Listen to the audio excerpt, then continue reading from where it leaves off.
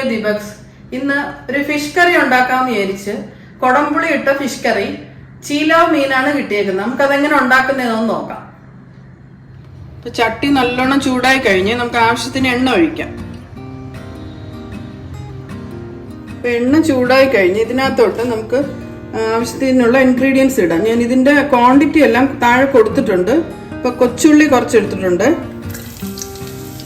ഇഞ്ചി കൊത്തി അരിഞ്ഞത്, വെളുത്തുള്ളി കൊത്തി അരിഞ്ഞത്, ഒരു പച്ചമുളക്, ഇത്രയും ഇട്ട് നല്ലോണം ഒന്ന് വഴറ്റിയെടുക്കാം.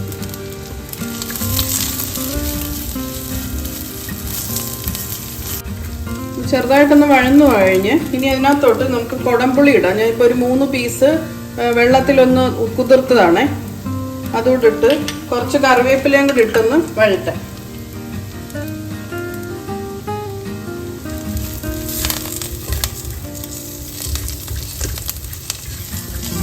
എല്ലാം കൂടെ ഒന്ന് നല്ലോണം മിക്സ് ആയി കഴിഞ്ഞാൽ ഇനി നമുക്ക് പൊടികളിടാം. മുളക് പൊടി, മല്ലിപ്പൊടി, മഞ്ഞപ്പൊടിയും കുറച്ച് ഉലുവാപ്പൊടിയും കുരുമുളക് പൊടി എല്ലാം കൂടെ ഇട്ട് ഒന്ന് മിക്സ് ചെയ്യാം. അതിൻ്റെ പച്ച മണം മാറുന്ന വരെ ഒന്ന് ഇളക്കിയെടുക്കാം.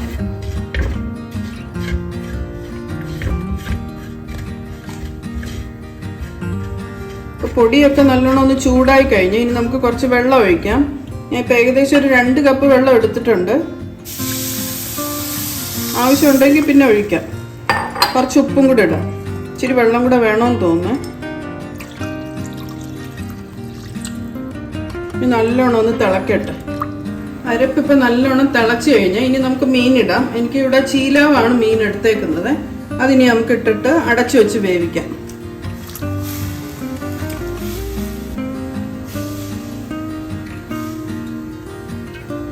ചെറിയ തീയിൽ കുറച്ച് നേരം അടച്ച് വേവിക്കാം. നമുക്ക് ഇടയ്ക്കൊന്ന് തുറന്ന് നോക്കാം. ചെറുതായിട്ടൊന്ന് ഇളക്കി കൊടുക്കുക. മീൻ ഉടയരുത്. കുറച്ചുകൂടെ ഒന്ന് വറ്റണം. നമുക്കൊന്നുകൂടെ ഒന്ന് അടച്ച് വയ്ക്കാം. ഇനി നമുക്ക് ഒന്നുകൂടെ ഒന്ന് തുറന്നു നോക്കാം.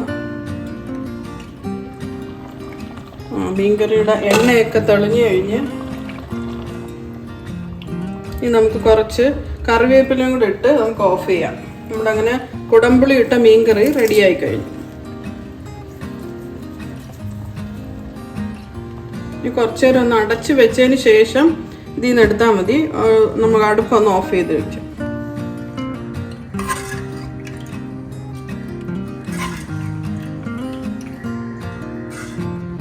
നമ്മുടെ കൊടംപുളി ഇട്ട മീൻകറി റെഡിയായി കഴിഞ്ഞ് നമ്മൾ സെർവിങ് ഡിഷിലോട്ട് മാറ്റിയിട്ടുണ്ട്. ഇത് നമ്മുടെ ചമ്പാവരി ചോറാണെങ്കിലും ചപ്പാത്തി, അപ്പം എല്ലാത്തിൻ്റെ കൂടെയും കഴിക്കാൻ പറ്റുന്നതാണ്. നല്ല ഒരു റെസിപ്പിയാണ്. എല്ലാവരും ഒന്ന് ട്രൈ ചെയ്ത് നോക്കണം. എന്നിട്ട് അഭിപ്രായം പറയണം. ഞങ്ങളുടെ ചാനൽ സബ്സ്ക്രൈബ് ചെയ്തിട്ടില്ലാത്തവരൊന്ന് സബ്സ്ക്രൈബ് ചെയ്യണം, ലൈക്ക് ചെയ്യണം, ഷെയർ ചെയ്യണം. ഇനി നല്ല നല്ല വീഡിയോസുമായി ഞങ്ങൾ വീണ്ടും വരുന്നതായിരിക്കും. ബൈ.